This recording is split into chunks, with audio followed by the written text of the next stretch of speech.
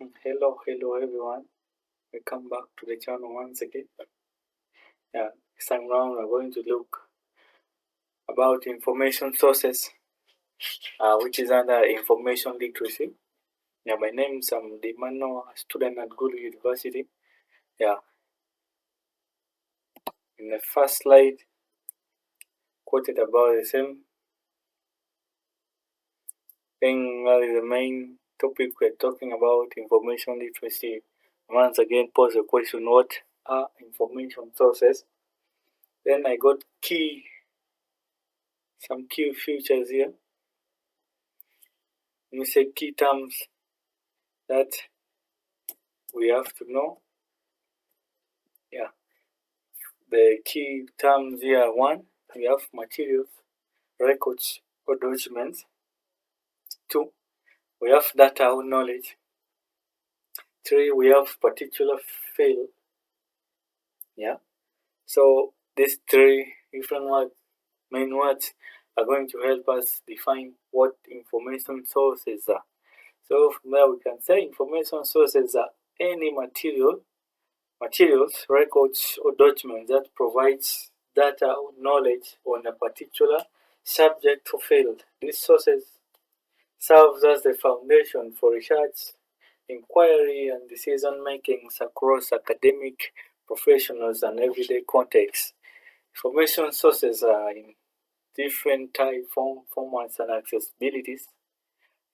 And they can be classified in different ways depending on the nature of information they provide and how they are used. That's all about our first slide. So in the second slide, we're going to talk about the types of the information sources. That is our slide 2. We're going to talk about the types of information sources. I have two types of information sources. There are the primary sources and secondary sources. So you can see here, in primary sources, I've got some keywords that can help us define primary sources. Then for secondary sources as well, I got some keywords to help us define it easily. By memorizing these keywords, you'll be able to know what primary sources are, what secondary sources are. One, in primary sources, the key term, the first one there is direct or first-hand source. Second, it's piece of evidence. Then the third one is time-related. So it's going to help us. Define primary sources. So with that, we are going to say primary sources. Primary source is a direct or first-hand piece of evidence created at the time of the event. Or by someone who directly experienced the event or phenomena, and we say it has not been altered or interpreted by others and stands as an mediated piece of information. Then the next one is we have secondary sources. The keywords there: interprets, analyze, and then it summarizes the primary work. So the definition goes like this: a secondary source is one of that interprets, analyzes, or summarizes primary sources or events. It's one step removed from the original material and often provides a broader perspective, so critical insights into the primary data. That's what the secondary source is all about. With this, we're done with the second slide. We're making it to the third one. The fourth one, this has been the third one. So the first slide was about the introduction about who the presenter is going to be. Then we started the second slide about asking what information sources are. Then slide 3, we're talking about the types of information sources, which are the primary sources and the secondary sources. So the next slide is the fourth one. The fourth slide. The fourth slide, which talks about the characteristics of the information sources.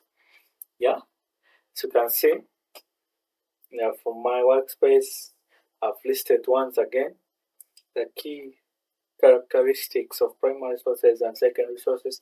We're going to start with primary sources. One, we have originality. Second, the raw data. Third, the unmediated evidence, and then it's time related. Those are the characteristics of primary sources. Yeah, so when we go deeper, we say originality talks about like the first to provide evidence about the particular event of subject. They are not all altered. They are records that offer original thoughts or data about the information given.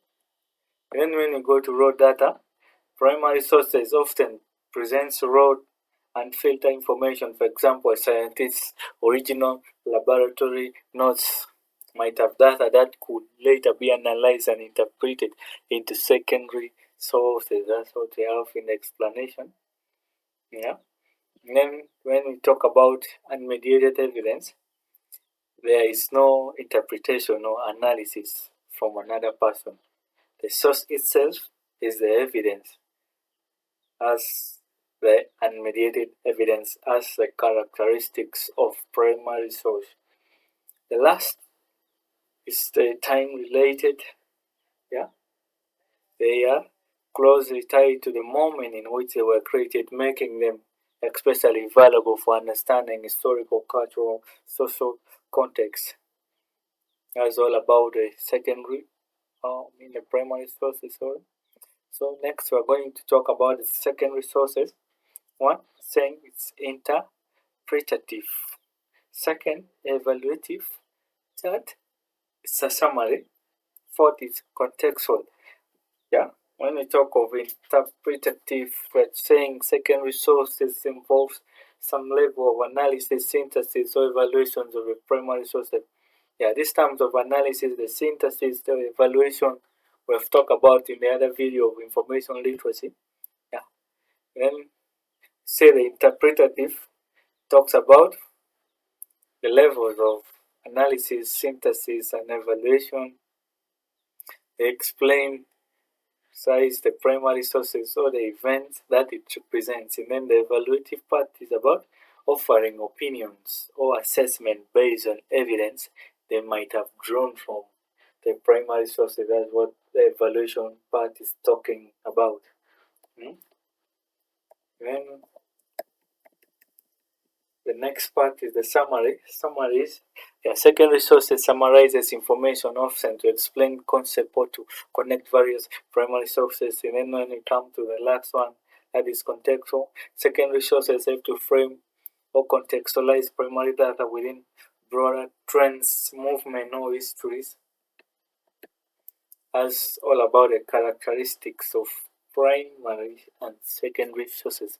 With this, we are heading to the fifth slide that is going to talk about the examples of information sources.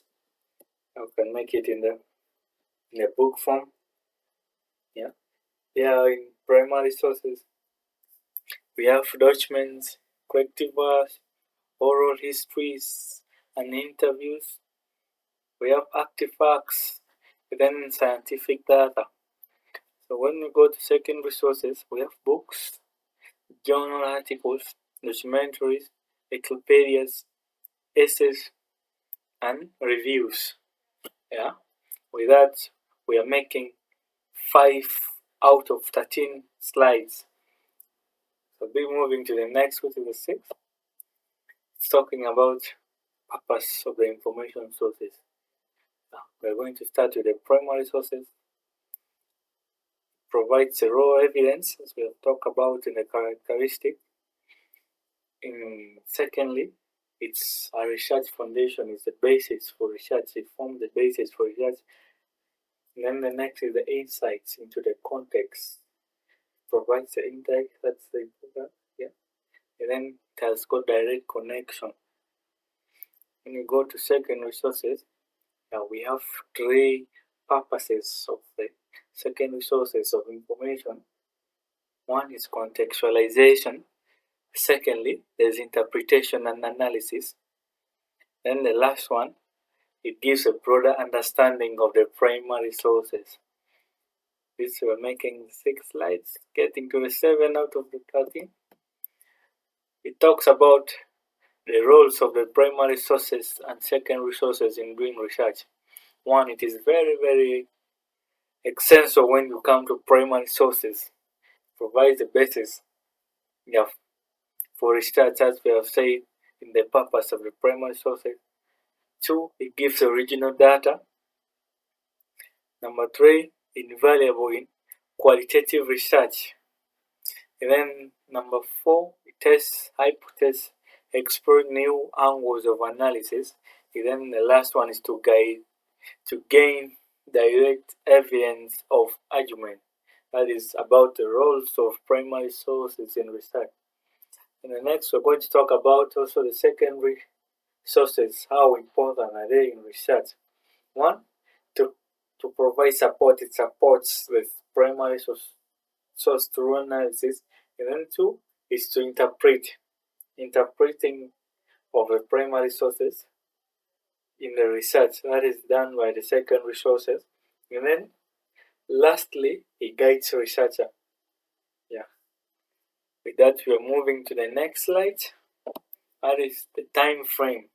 The difference in the time frame between the primary sources and the secondary sources.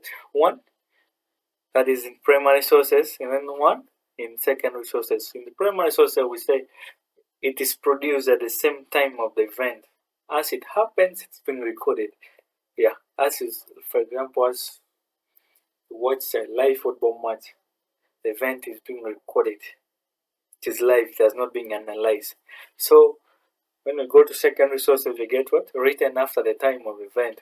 Yeah, that's why most often after football matches, there's analysis. People do analysis. That's where secondary sources come up. Where we say written after time of event. Yeah. Let's take us to the next slide, which is the 9th, talking about the reliability of the sources. Reliability of primary sources, reliability of secondary sources. One, of primary source is talking about the strength. It's very strong because there's direct evidence. Number 2 talks about the challenges. It's biased, incomplete, or even deceptive. One who has been on the scene can forget what other things have happened. That's the challenge we're facing with the primary sources. And when you get to secondary sources, then its strength is about the interpretation and the clarity people make after analyzing what has happened. After getting the information from the primary sources, people interpret, they come out with actual clarified points. That's the strength of secondary sources. Then again, it challenges one step removed from original source. As analysis goes on, there's some other parts which are being dropped out. We dropped out. It's like me passing information to give it to the same another person gives out. So at the time information reaches like the 10th person, there'll be like removed, like let me say 10 steps removed from original source. So that's a challenge we face with secondary source. Yeah. With this we are getting to the next slide, which is the 10th, and remain with 3 slides to wrap up information sources. So we have examples in various fields of primary sources. In history, we have a speech by Winston Churchill during the World War II. In literature, we have William Shakespeare's Hamlet. In science, original data from scientific experiment. And in art, the painting The Stray Night by Vincent van Gogh is an example of primary source in arts. And then when you get to secondary sources, in the field of history, a book analyzing Churchill's speeches and their impact on public morale during the war. Now that is after analyzing the book. Yeah. people came up with the impact on public morale during the war, how it impacted the war. Yeah.